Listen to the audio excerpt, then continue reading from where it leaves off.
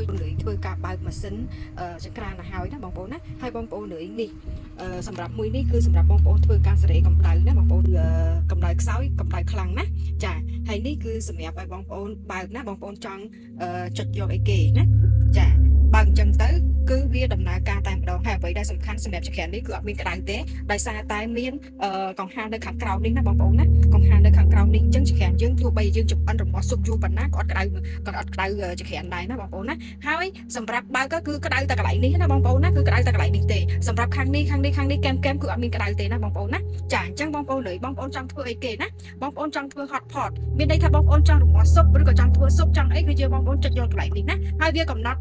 អង្សាដោយអូតូតែរើសអត់មានរើសចង្ក្រានអត់មានរើសឆ្នាំងអីណាបងប្អូនណាចាហើយបងប្អូនចង់អាំង